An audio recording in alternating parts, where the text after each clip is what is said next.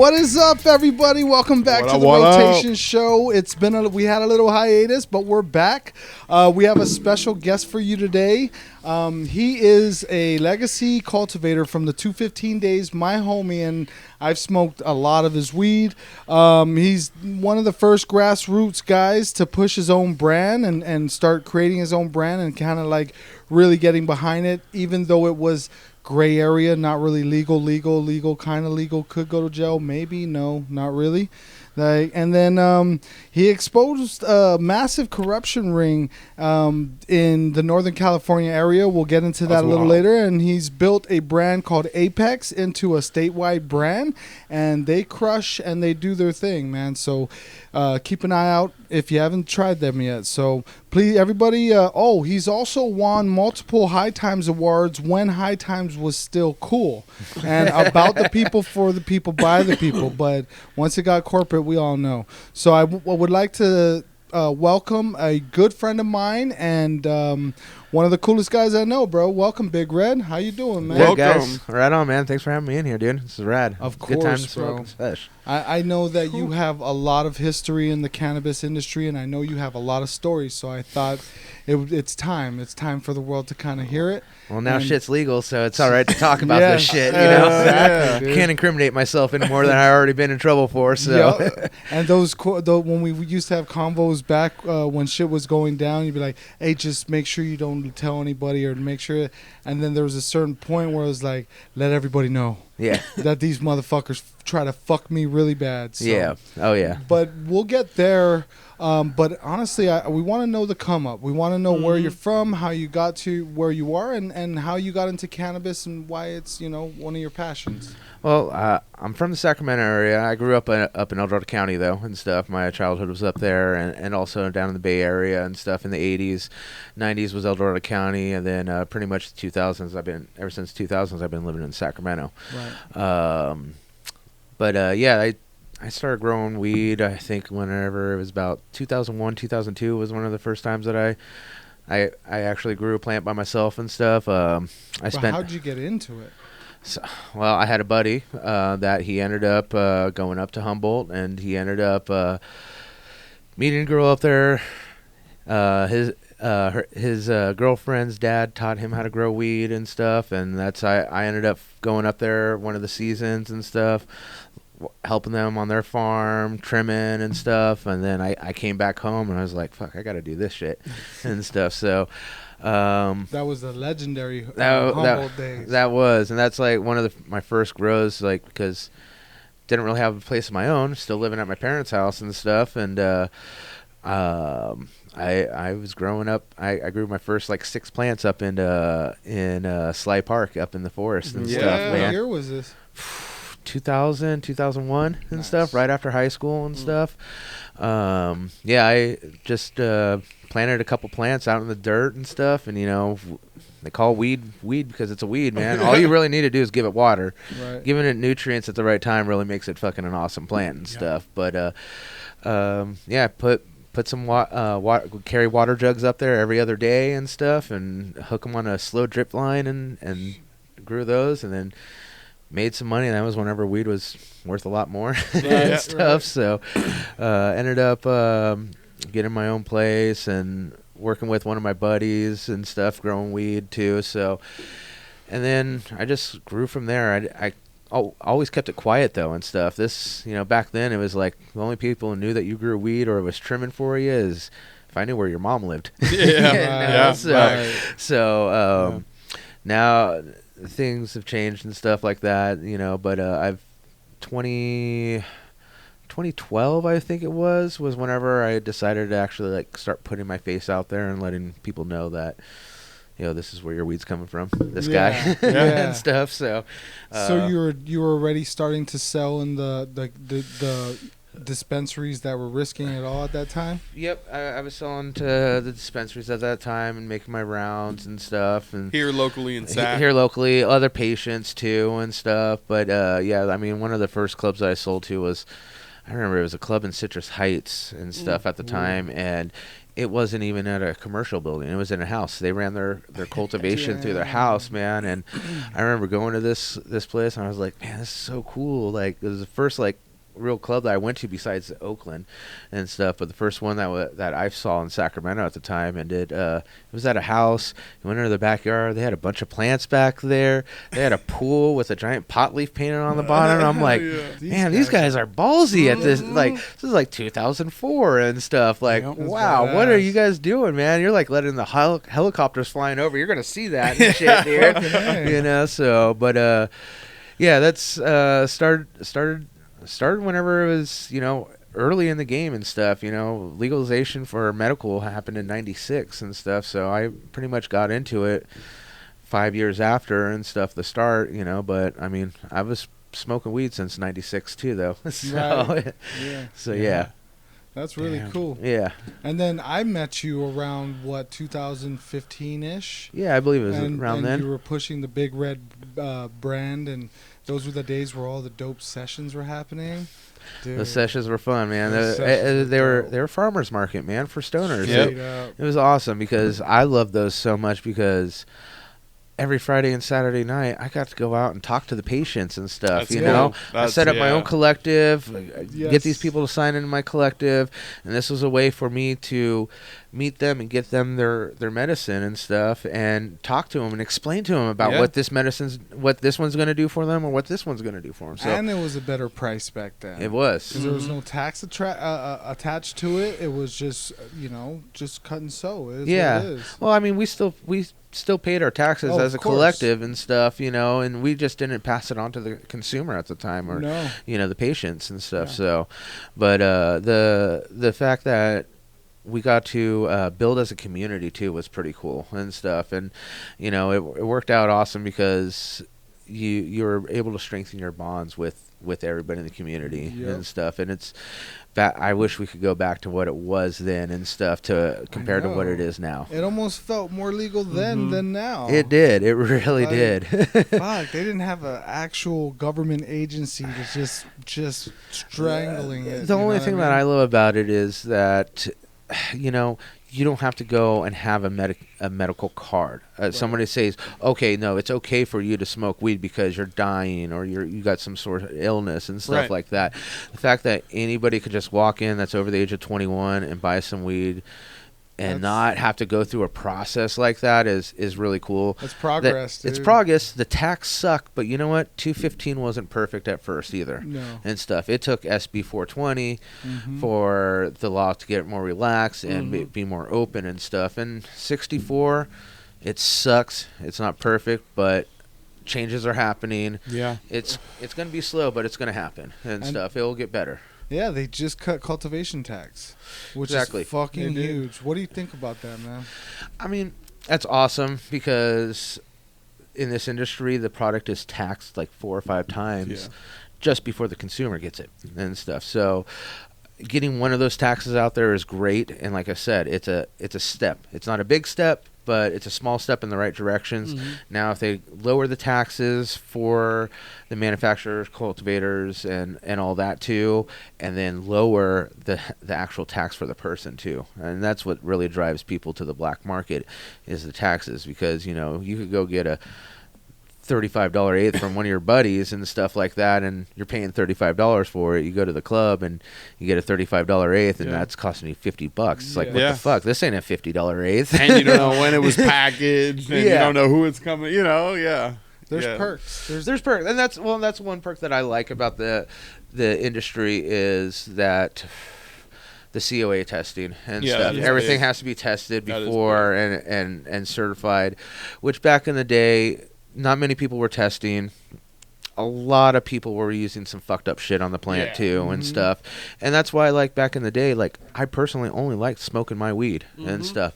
Now I'll smoke everybody's weed and shit. Like, I have no problem with it a lot of the times. But back in the day, the only way I was smoking weed is if I knew you and had been to your grow and knew how it was grown, because Eagle 20, Forbid, all the nasty shit that it's not even meant for straight chemicals, man. So there was a crowd that did it right, and then a crowd that just wanted to get it out there. Yeah, exactly, and they're just in it for make money. Exactly. Yeah.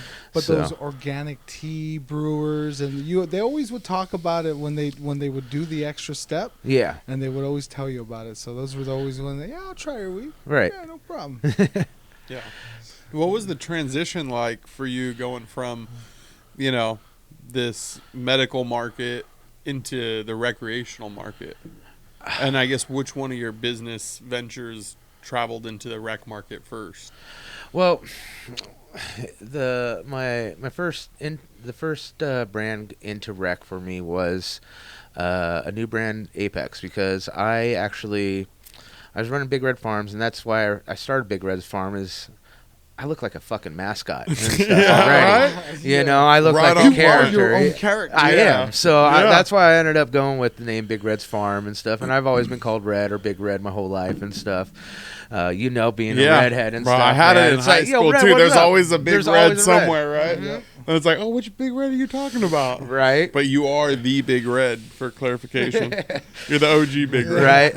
Trademark that bitch. So, after being raided in 2016, 2017, year leading up to recreational, getting raided like that, one of the reasons I got raided was because I had my face out there and stuff. I was, I could have been used as a martyr because I wasn't hiding and stuff anymore. I stopped hiding, and so after going through that dilemma and stuff, I kind of didn't want to put my face out there as much, and so that's why we started Apex, and also why I went into extractions over cultivation was, like I said, extractions was easier to hide than a cultivation. When I got busted in 2016, I had a 1 acre canopy license, which allowed me to grow like 3,600 plants, which I thought was a lot. So I did a half acre and I did 1,800 plants. They were small plants, 2 plants in each pot and stuff. Got a late start and stuff because it was the beginning of a new thing. I mean, we went from Prop 215 to SB 420 to now this new canopy law in medical and stuff. So it was the first year. So I went big, but I could have gone bigger and stuff. So no, that's actually better most of the time. Yeah. Well, and that was the thing. That's whenever like I got raided, their thing is like, oh, you have way more than 99 plants and stuff, So this is now a federal case and stuff. You have 1,800 plants. I was like, oh, yeah, but I have 500 members in my collective, so that allows me to grow 3,600 plants actually. So that's what they kept on trying to push me at and stuff. Oh, you're going to get in trouble with federal. I'm like, well, this is a state law, and you're a federally funded agency. You shouldn't even be raiding me and stuff. It's illegal for you to be raiding me at this time in California and stuff, because it was actually the Trident Task Force and stuff. They were a task force that worked in Sacramento County, Placer County, and El Dorado County. Yeah. I was in Yolo County. They shouldn't even be raiding me. They're out of their jurisdiction too and stuff. Right. So they ended up coming in raiding me because the DA or something was like one of the heads of this task force from Yolo, and the DA couldn't get the YOLO task force to raid us and stuff because the sheriff already been out to our farm and signed off on it and stuff. Said this is a totally legal grow that you guys have going. Great job, you're doing a great thing. You got fencing around here, you got security and stuff. We're doing everything right and all stuff. All the boxes checked. All the boxes checked and stuff, and that's So it was also more of an assets forfeiture thing and stuff. The whole time I was getting raided. The whole time. All they ever asked, where's the money? Where's the fucking money and stuff? And surprise. It was wild. Where's the money? Did they take any money? Did they end up getting I told these guys we were splitting some money after this. Yeah, I told them to get a little bit. Well, right. And that's what all that they're doing. That's what funds these task force and stuff. They take that money and they use it to buy fucking whatever they need and stuff. Bigger fucking guns. I mean, that's I think I cost the state of California about $1 million the day that I in tax money and stuff, because not only did my house got raided, my partner's house got raided, my landlord's house got raided, and the farm got raided. At each facility, at each house and stuff that got raided, had anywhere between 30 and 50 law enforcement officers there. A helicopter at each one.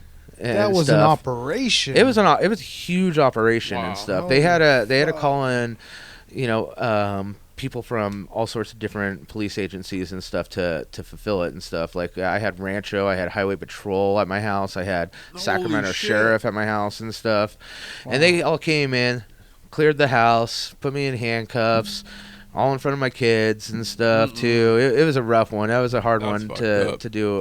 But they came in asking for the money. Where's the money? And the funny thing is, literally, the week before, the last like $10,000 I had in my pocket and stuff, I used it all for nutrients for the farm and stuff. So I literally had nothing and stuff. And we were at the end of the season. It was the last amount of nutrients that I need and stuff. So I had $1,000 in my pocket and stuff. So they couldn't even take that because it was. They weren't allowed to take anything less than $10,000 from me and stuff in the warrant. And then I was allowed to have up to 4 pounds of weed on me because that's what my script said at the time. And this was the funniest thing, man, because I love rolling giant joints and stuff. I used to go to High Times, Hemp Con. Yep. I'd roll these 1 pound joints, man, and freaking just smoke it with everybody and stuff and whatnot. And as they're raiding my house, they find a roach from HempCon. Fucking big roach. And the roach is like a 1/4 pound and stuff. And did they put that in the weight? Did they consider that as part of the weight? They took pictures of it and stuff like that. They weren't allowed to take it because I had less than 4 pounds. So they're like, I had 2 pounds of weed, and they find this roach and stuff, this 1/4 pound roach, and they were like, Jesus Christ, Cheech and Chong, man, and stuff like.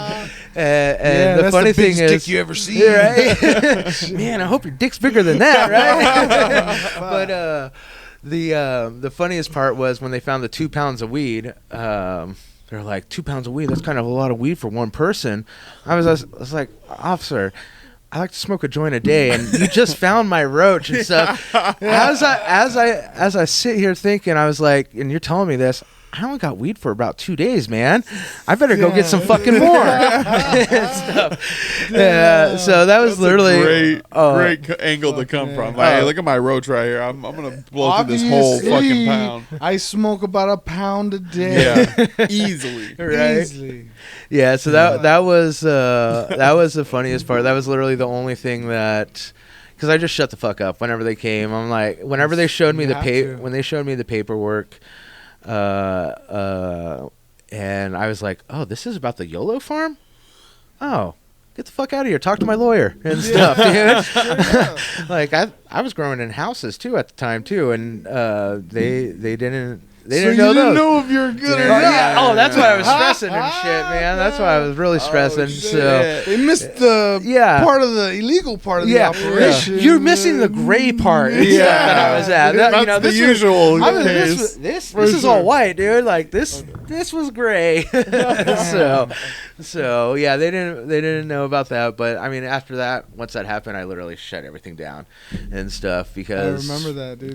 Going through that was pretty dramatic and stuff. I've been in some hairy situations in my life, but having an assault rifle pointed at my face was pretty fucking rough and stuff, and especially to my kids. So I kind of made sure to not work in so much of the gray area and stuff. But real wild thing about all this story too was, they came in, raided me, didn't arrest me, didn't charge me with anything. 6 to 9 months. No, it was like 8 months later or so. No, not 8 months. 6 months or so. Sorry.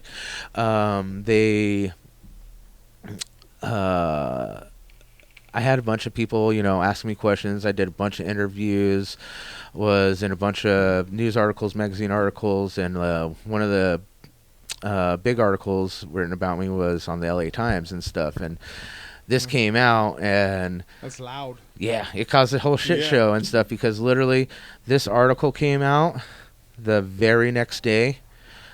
They had a warrant for my arrest and stuff. So the big thing was they realized they fucked up, and they had no fucking evidence on me, and they're like, oh shit, we just fucking raided a legal farm and stuff. Like this guy has literally no dirt on him and stuff. And the story was just basically chronicling the farm. Is that right? And then they see it, they go, oh, we gotta bust this dude. Damn. They flew over and they said that no, literally their words was, no fucking way this was legal and stuff. Because you look at all the cultivations now that are going on with rec. At that time, I was one of the first people to do a massive cultivation where I'm growing my plants like a vineyard. You go out to a lot of these outdoor facilities and stuff like that are growing and stuff. They have the rows all set up and trellised up, and it's kind of set up like a vineyard and stuff. So you could travel in between, take care of the plants and stuff. So I had 900 100-gallon pots all set up in a row, trellised out and stuff, and just growing like a farm and stuff, instead of guerrilla growing or setting up hiding plants on your property and stuff like that. So you got the green light from the city and the state. The agricultural commissioner signed off on it, city board, city council, literally had everybody behind me except for the DA. The DA had just a hard on for us for some reason. Damn. So and then so I ended up fighting that so this was 2016. 2017 was the hearing? No, what was it? 2017 whenever we voted in Prop 64. Prop 64. And then 2018 is whenever it kicked in. Yep. And stuff. So between that time, I was fighting this case and stuff. So 2017 came in, all the charges changed on me and stuff. So because you can't get for cultivation, it was going to be misdemeanor now and stuff. So, but a couple of the things they didn't change on it though was some things could be a wobbler, could be a felony or a misdemeanor and stuff. So they ended up changing the charges from just cultivation and stuff. Is that that's what they call it, a wobbler? Yeah, a wobbler, where it could go from misdemeanor to felony. Whose decision makes that? The judge. The DA? The judge. The judge. The okay, judge as does. long as it's a judge and not a DA with a heart on. Yeah. Well, and they use this. I mean, that's our justice system's fucked, man. Honestly, if I didn't have the money, which I had to take loans out and stuff just to pay my lawyers and stuff, because I invested everything that I had into this farm and stuff. So, did they cut all the trees down? Oh yeah, they cut everything down. They came with dump trucks. And that's got to be a shitty feeling too. Taking out loans to pay lawyers to fight this case. Because that is, like, I think a lot of times people don't understand that weight that you're taking on. After your whole life saving just got chopped down? Yeah. That's like, fuck. You got to have some resolve to keep, like, all right, I got to push forward. I mean, it was a kick in the nuts for me, man. It's like, why am I doing all this? But my love for the plant, I mean, that's when I really realized that I love this plant and wanted to dedicate my life to this plant, is when I helped save one of my first cancer patients and stuff like that, help beat cancer and stuff by solely just doing natural remedies and taking a lot of weed and doing Rick Simpson's oil and stuff at the time. So can you, for the people at home that is, would be, something they would try or help their mom or grandmother, give them a quick rundown on how to just make that real quick. Well, I mean, it's real easy to make at home. You could also just get it at a lot of your dispensaries now and stuff like that. FioriDelivery.com. We have it. Rick Simpson oil. Okay. There we go. There you See, go. that's if you exactly need it in where Sacramento. you can get it. Delivered to your doorstep too. Perfect. So, a little shameless plug there. Sometimes but it is incredible the amount of people. So tell us about the person you helped, because I want to know more about that situation. Well, so there's been a couple, and I mean, my mom even had it. And unfortunately, she found out about her cancer real late and stuff, and she wanted to go the routes of pharmaceutical too and stuff. So she went through chemo, and how she first found out that she had cancer was she had pneumonia, went in for that, and when they checked her chest, they're like, "Oh shit, you also have cancer and stuff." So she had lupus also, so she ended up taking the antibiotics, because before she started chemo or anything like that, you got to get all infections out of your body and stuff, because if you don't, infections will take over and stuff. Right. So, and that's exactly what happened. So the pharmaceutical company, the doctors, I won't say the hospital, but they didn't bother checking my mom's infections after her taking her antibiotics. They were like, "Oh, you took 30 days of antibiotics. You're good. Let's start chemo on you and stuff." She still unfortunately had some infection in her lungs and stuff, and when she started chemo, boosh, it was just downhill. The infection took over and stuff like that. But man, chemo intensifies an infection. Well, yeah, because chemo kills everything in your body, kills all the good, kills all the bad and stuff like that. But if there's any little bad left over, well, there's no good to fight the bad now and stuff. So literally, it was like 6 days after she started first round of chemo, she passed away and stuff. So it was rough. It was a rough week for me and stuff. She was I'm a mama's boy. I mean, I got that tattooed on my neck, and that's a funny story too, is because literally my mom asked me never to tattoo my neck as long as she was alive. That was her one request. And my brother's a tattoo artist, and literally my mom passed away. Me and my brother were there that morning and stuff, and we're with her, and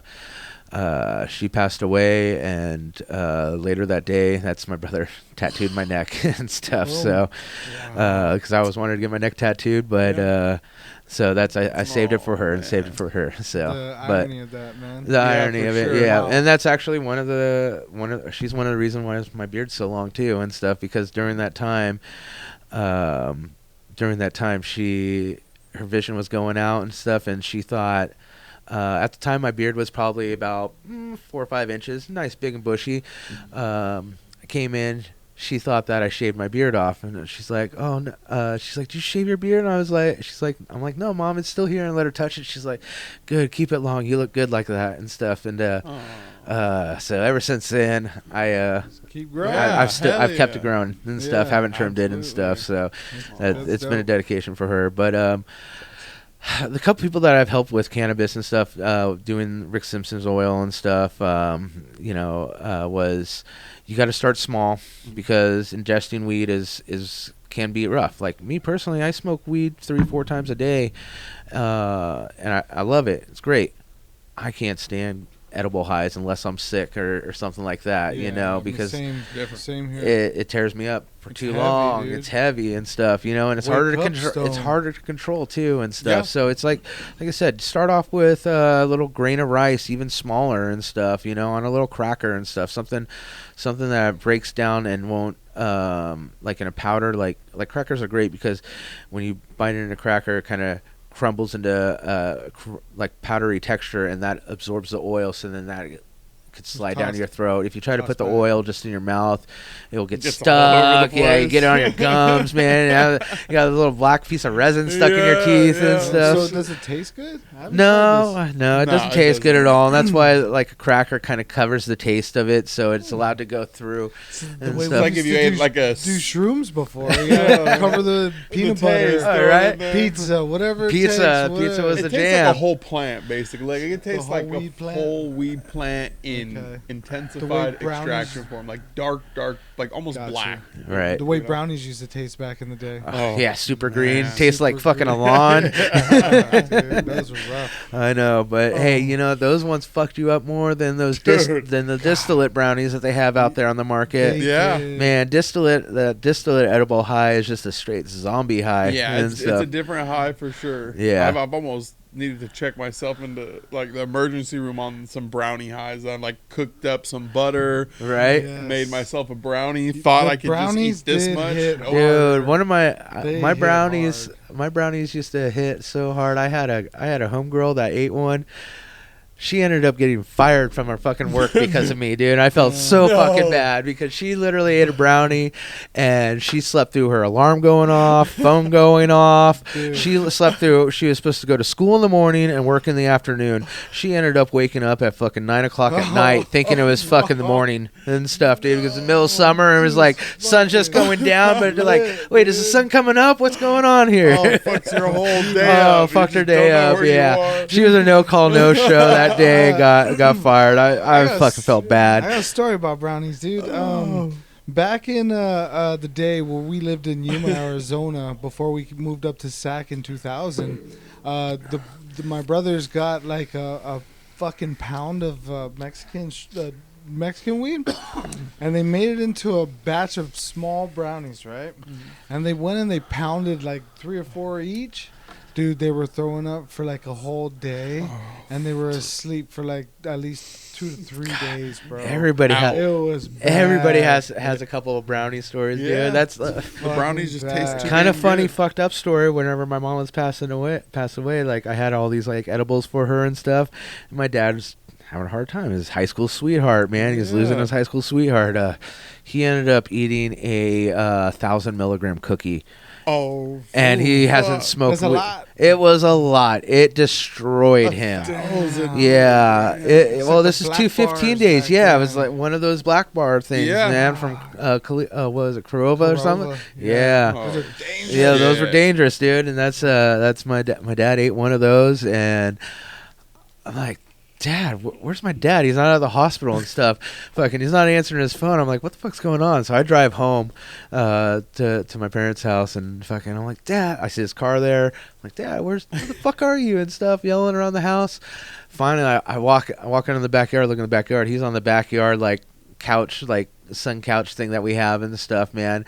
Fucking dog bowl, fucking dog's water bowl was empty, fucking next to him with puke in it. Oh yeah, he's like, I'm fucked up, son. What the fuck? You like doing this shit? Oh god, not like that. Not like that. No, yeah, that's why I told you I don't eat weed. Doing it like that. That shit, that's straight medicine, pops. Yeah. You want to know what overdosing on weed is? Oh, it was bad. You're overdosing on weed right now. That's about it. Yeah, I splashed some water on him, slapped him around a little. I'm like, come on, Dad, wake up, let's go, come on. It's a bit of a mind fuck now. You just gotta talk yourself out of all of this. he was stoned for a solid 2 days. So that first 12 hours though was pretty rough for him and stuff. So mini acid trip. That's bad. Unwanted acid trip. Yep. Get the straight spins.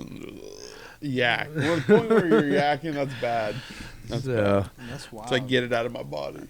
So back to cancer patients. So that you so the Rick Simpson oil, taking it little by little, start with a grain of salt, work your way up to the point that it's not like destroying you and stuff, but you want to get to the point where you're pretty much ingesting like a gram a day and stuff. And there's been a lot of people that have beat cancer and stuff with like 60, 90 days after starting this and stuff. Yeah. So what do you think it does? Well, I think it's supposed to shrink the tumor or the malignant cells or whatever. That's what I've heard. Damn. But it's supposed to reduce the size of any cancer cells in your body. I don't know. And there's some that reduce, and there's some cannabinoids that actually will kill it and stuff like that. I'm smoking all this weed, I forget which one it is exactly, but that's like I said, cannabis is amazing. It shouldn't be considered just a medicine, because your body has cannabinoid receptors and stuff. Your body a lot of people needs cannabis just as much as they need water and stuff, So that, like I said, that's whenever I realized that I wanted to work with this plant for the rest of my life and stuff. And I've been obsessed with it since I first started, really, and stuff. I've been breeding cannabis for over 20 years and stuff. Nice. I have a lot of things that I've kept. Like I said, some old genetics that I've been growing for years, and I'll be eventually putting out a seed line and letting that out.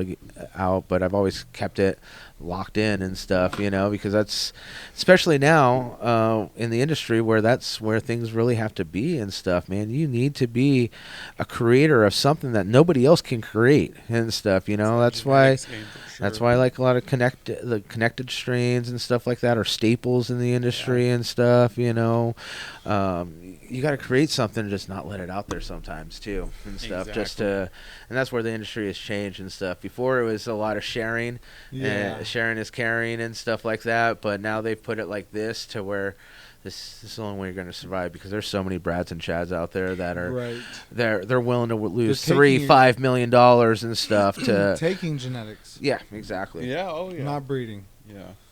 Yeah, it's just jacking. That's becoming the name of the game is by strain. You can really pump out. I mean, that's been around for a long time, but you can really market a strain now. And if it's fucking verified by the people that need to verify it, I mean, look what Runts did. A lot of money. Yeah. Runts was like the newest hot strain out there and stuff, where literally everybody's calling shit Runts, and it's not even fucking Runts, dude.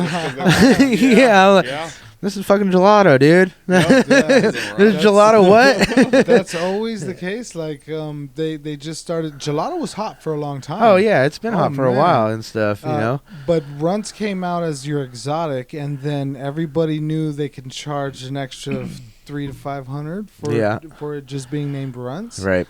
But I think now a lot of people are starting to share information to where the actual strain lines are being traced and followed the correct way. Oh, yeah. Being that the track and trace, that's another perk, right? Is these strains are actually being... That's one of the perks that I love, is you get to call people out on their fucking bullshit now and stuff. Right. Man, I won't even say the rapper, but a certain rapper fucking was calling on my boy Fire AF's weed, telling him, "Oh, you don't got the real purple cake batter and stuff like that." And fucking my boy had a strain of cake batter that turned purple and stuff like that, and he didn't even call it purple cake batter. He just called it cake batter. Yeah, so that's what it was. Stuff. Well, this rapper had this strain and stuff, and he ended up. He was calling his strain purple cake batter, and he made this IG post like, "Hey, don't be smoking this fucking trash and shit. Smoke the real purple cake batter." Well, me being in the industry, fucking and metric and track and trace and stuff, I'm able to go and see what this purple cake batter is. Yeah. Well, sure as shit, it was Granimals and stuff. Yeah, it wasn't even cake batter at all. That shit is tracked and traced. Dude, it was actually funny. I was looking at it was a pack of Jeters today, and it was a strawberry sour diesel. And I was looking at the batch of it, and I was like, oh yeah, I'm like, that's definitely not that. I'm like, the terps is that, but the actual whatever's in there is like 1,000 things, which it tastes like it. Yeah. At the end of the day, and that's one problem you got to deal with the rec market. There's a lot of bullshit out there of people just naming shit whatever the fuck they want, pulling the bamboozle and stuff. But it could be verified now. It can be verified, but it's hard for the day-to-day consumer to do it. 100%. But industry people could do it real easily and stuff, man. It's so easy to go and just backtrace that and stuff. So and honestly, it's not worth any of our time. Because that's just pushing down somebody else's little business, you know what I mean? Little, big, doesn't matter. And we don't do that. Yeah. Let them do their thing. However you can make it in this industry, go ahead. Just don't produce shit that can harm people. Yeah. No, I don't think you should bamboozle the customer and stuff, especially if they go to look up what this weed is, what its effects and stuff, and they're expecting more of a sativa high or whatever and stuff, or not necessarily a sativa high, but like a lemony terpene high and stuff profile to it, I agree. And that's where the industry is constantly educating itself too, terpenes and stuff. It's not even about indica or sativa, it's about terps and stuff really too, because that's what's really giving you the effects. That THC gets you high, but those terps are driving that bus and stuff. So they are the entourage effect of terpenes is, I think, that's where you get a cotton mouth on one strain, or really, really clouded eyes on another. No, so those are actually different cannabinoids? Well, yeah, the cannabinoid. It's the conjunction of the both and stuff. Because, like I said, the heavy eyes is going to come from those more fruitier, sweeter tasting, like grapey tasting terpenes, and the CBN in the plant and stuff. That's going to give you that more high and that type of high and stuff. Where the other cannabinoids will give you more an active high and stuff, and like the lemon or the pine terps will give you a more active high or more mind cerebral and stuff, where you're paranoid, I guess a lot of people would say, but I enjoy the paranoid because it keeps me on point. I'm like, what the fuck, what's going on, dude? Like it's my stoner crackhead and stuff. I'm like, all right, keeps me moving.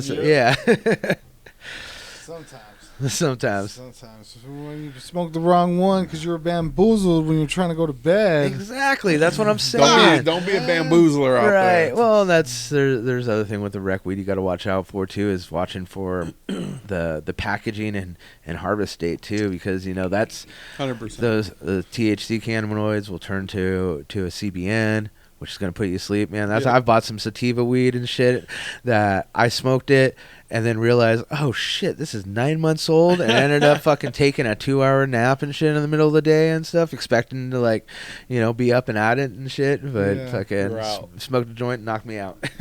Yeah, that's the thing too, is like there's, especially if you get a product and it's not moving and it sits on the shelf, then those package dates can get out to 9 months, and people are like, That's why it's better to go with like little small batches at a time. That's what we try to do. It's hard to keep that balance, but as long as you're burning through product, that's all you can do. Yeah, no, and that's turn and burn. That's, you got to put a priority on flower in the industry and stuff, and really get things out there, because that's terpenes evaporate too, and like I said, packaging correctly and stuff. But that's the good thing about the rec industry. A lot of their packaging is good, man. I've seen some of these jars come and you crack them up. They have a outside seal to it, plus a fucking inside seal and stuff. Then they got a little oxygen packet in there too to fucking cut that out. Dude. Yeah, so it's really cool where the industry's going. Like I said, there's lots of change that needs to happen, but there's matches in one. I saw matches in it ready to go. Yep. Really cool, dude. Yep. Creative shit going on. Marketing now. We get to market and stuff, and that's another cool thing. I don't know if you guys just saw the law that one senator's working on for federally, that it's going to allow brands to advertise on the radio and TV. Nice. That's going to be huge. Brought to you by Big Red's Farm. We're going to have some funny ass commercials again, I'm hoping, dude. Like, back in the 80s and 90s, commercials were fucking funny. I kind of actually enjoyed watching that shit. Yeah. Could you imagine filming our own like weed commercial, like just locally? I was just watching American Idol, and your pot commercial came on. Yeah, Granny, it's all good. Go back to bed. There's that, but would Facebook be fucking letting people advertise on Instagram and Facebook? I feel like people kind of get away with it sometimes, but right now, like, they do it very, maybe some like weird ass, like a shot of jelly beans, and it's like Bud cars, like it's like, what the fuck? You gotta get like a bunch of candies, It's like, so I see some of them doing it.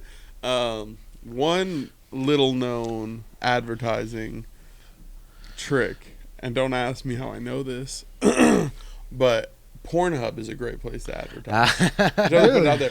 Weedmap, you know how I realized this? Weedmaps advertises on there. So I realized if a Weedmaps is advertising on there, like, and they're like one of, I was doing like reading this article, and it was talking about like these like different ways you can market, different like channels, and it was like blah blah blah. And I was like, oh yeah. So then I started doing some research, naturally, and then sure enough, and so I reached out to the company. They're called Traffic Junkie, funny enough, and they do like all of these kind of like XXX sites, but obviously that's a huge driver for Weedmaps, because they've been doing it for years now. Right. So why not just do it directly? Well, so shit, that's I know. A place to do right now. There's nothing I like better than fucking smoking a joint after rubbing one out. You know? I mean? How relaxing of a day is that? And then seeing your face above it. Imagine that. That would be lit.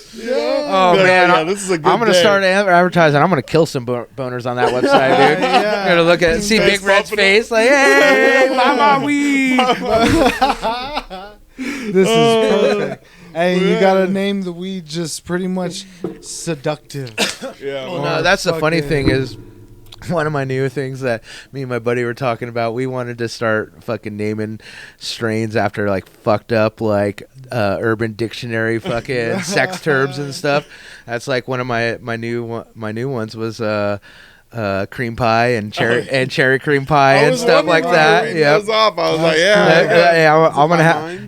I'm moving the weed strains away from fucking being named after good desserts, and now I'm changing to nasty sex. That's solid. Changing it up. I just want somebody to look up my Blue Dream and fucking cream pie fucking cross as blue waffle on the internet, man, and really fuck with somebody. Look up side effects of blue waffle and stuff. Holy shit, that's not what I was looking for. Put me to sleep. We're gonna start introducing every common folk to regular. Hey, you're only supposed to advertise weed to older people, so those are the only type of jokes that fucking 21 and over people should be hitting. Yeah, that's fucking. Start getting all the seniors telling them cream pie. I'm smoking that blue waffle. Yeah, man. Go look at it, honey. Can you Google this one for me? We're gonna do something new tonight. It looks nasty. See, but I worked it as I'm trying to transition people. That's how I went after the cream pie to give that dessert vibe. But oh shit, what the fuck am I looking up here? Yeah, I don't even know what would come up straight up off of Google if you just did that. I don't know if cream pie strain, right? Yeah, I know. Or just cream pie. In general, if you just said effects, right. I think that's gonna be a hit, right? Fucking straight up, all the sex positions and all that, or not positions, but the I think the fetishes. That would kill. I got an Angry Pirate that's coming out soon, so look that strain up here in the next fucking 6 months. Oh Lord, damn, that's gonna be a good one, man. So you got into you're back into crossing strains, creating strains, and cultivating. Yeah, so I mean, I got a little 6-plant grow that I been doing and stuff, keeping all my legal limits at home and stuff, and because that's everybody's right, So I've been pheno hunting little by little and stuff, but getting some seeds to people and help pheno hunting this last 6 to 9 months, getting back into the groove because I took a break since I got raided and stuff from growing. And focused on extractions a whole lot and stuff, because I discovered hash extraction back in 2004 and stuff, 2003, 2004. Of course, we weren't doing it anywhere where we're doing it today and stuff, but it was easier to hide, like I said, after I got raided. So jumped into that, and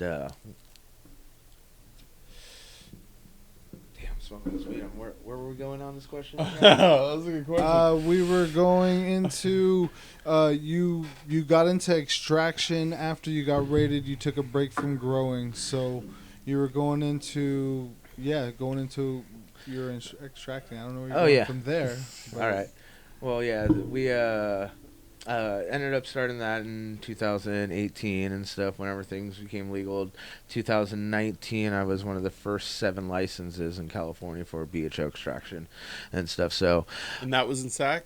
No, so that was in Oakland. So at the time, Type 7 extraction in California was only allowed in 3 places in California: Oakland, Coalinga, and Palm Springs. And I'm too fucking white for fucking Palm Springs. Coalinga smells like shit. I was ready to I was willing to dodge a bullet than fucking do those 2 other cities in California. So live closer to home. Live closer to home.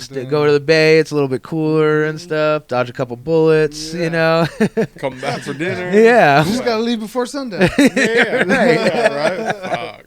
Let the security handle the rest. Say a prayer for them when I leave. Yeah. So yeah, that's how I got Apex going, and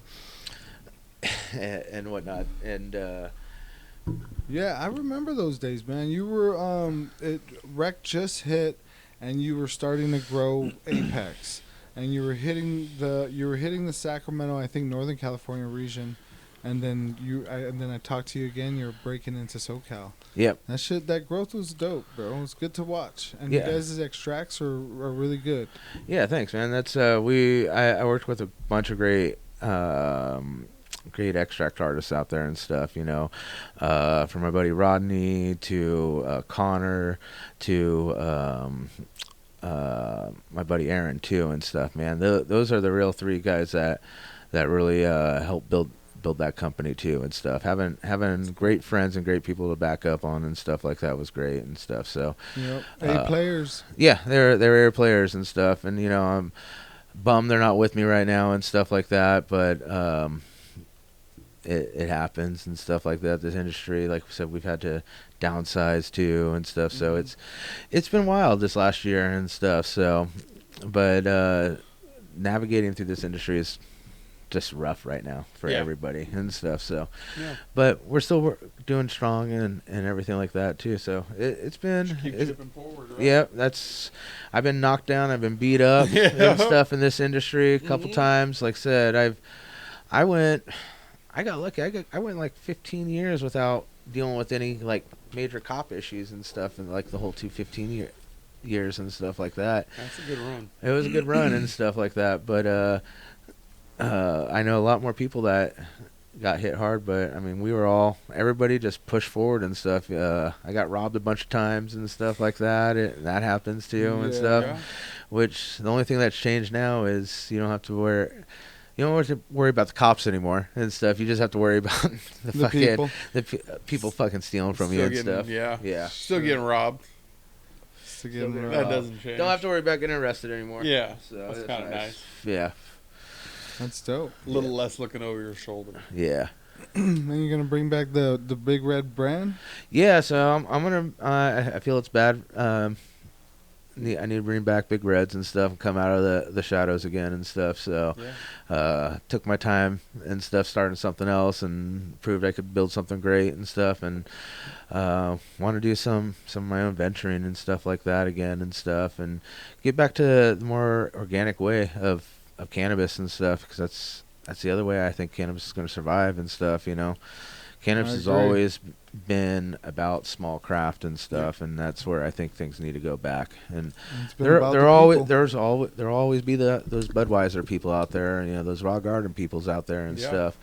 But the real people, just like in alcohol, they love going to little breweries and all that stuff. You know, they love that craft and stuff, man, and that's what you can't get on a commercial scale. So bringing out Big Reds, been working, like I said, on my genetics. I'll be bringing those back out, some cream soda crosses, some creeps crosses, some of my old school strains that people used to love and stuff. So even some new ones and whatnot. So that's I'm busting out the shoe boxes and stuff, popping seeds nonstop. Yep. That's dope. Which one are you most excited for? Is there any that you could talk about as far as? Well, I mean, I really went hard on a runts cross because everybody loves the runts and stuff. So I got this one. I don't know what I'm gonna call, but it's my cherry cream pie, which was cream soda and cherry pie crossed. And then I crossed that with Connected to Rocky Road. And then from that, I pretty much crossed it with the runt strain. And it turned to, I mean, we're smoking it right now. That's kinda, the one, yeah. This is one of the phenos. This one was number 6. Yeah. But it has a kind of sweet, creamy taste to it, a little bit of gas and stuff. And that's the Rocky Road, had some gas. Yeah. My cherry cream pie had that creamy, sweet cherry taste to it and stuff. So I still kind of taste it in my mouth. Even me too, dude. It's very potent, dude. Terps are heavy. So. Yeah, it is. It's nice. Kind of coats inside. Nice. Yeah. Nice behind your eyes too. A little giggly. Yeah. You know? Not bad at all. Not bad at all. So, but I have a couple other ones. I did a couple Rocky Road crosses with some strains.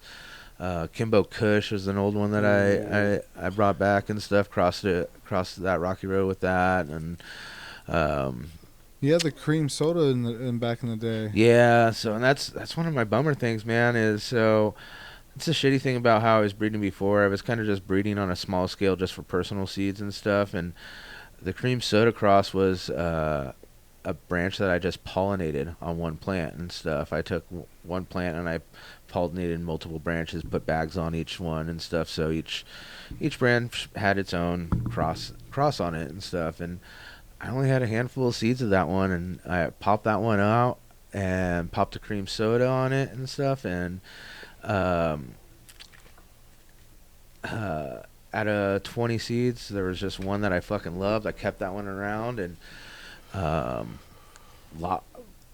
used all the seeds and stuff. I only had a handful. It was only a little bud that I pollinated and stuff, so it was only a little handful of seeds and stuff. So, but yeah, that was a cut only for the longest time and stuff. But then I did some crosses with it and stuff. I have some feminized seeds of it and stuff too, but I'm not a big fan of feminized seeds and stuff. They just have a lot more chance of hermaphroditing on you and stuff. So I like usually just messing with regular seeds too and just trying to keep the genetics good. And that's one problem with the industry. People are sometimes crossing bag seeds, and I have some bag seed crosses and stuff, and they turned out pretty good. But something you always got to watch out for and stuff is it seeding again and stuff. Mm-hmm. So nothing's as stable. Yeah. Nothing as stable anymore and stuff. People start smoking all them seeds. Yep. Pop rocks in your joints. Exactly. As you're dragging. Right. Pop. So, well, Red, it was a pleasure having you, man. Yeah, man. Thanks, guys. That was a lot of good story and information. You've been through a lot of shit, man. You've been through a lot. Yeah, thanks for having me on and stuff. Yeah, I'm definitely a vet in the industry. Like I said, I've been growing for a minute. For sure. Took a couple blows for the industry. Yeah, I'm still here today and stuff. Absolutely. So that's good. So yeah, keep a lookout. I'll have Big Red's Cannabis Co. coming out again here soon, and also have Huzzah Cannabis Co. too and stuff, man. So keep an eye out for that. And what's your Instagram? Big Red's Farm, all one word and stuff. You can find me right there. Check it out. Check me out. Well, thanks for coming, man. Yes, we sir. really Thank appreciate you so it, much. man. Oh no, thanks for having me on, guys. Everybody at home, thank you very much. Like, subscribe, comment, share with your people. We love you. Take care, let us know if there's anyone that you guys want us to reach out to and have on the show as well. Hell yeah. Come through. Peace out. Peace. Thank you.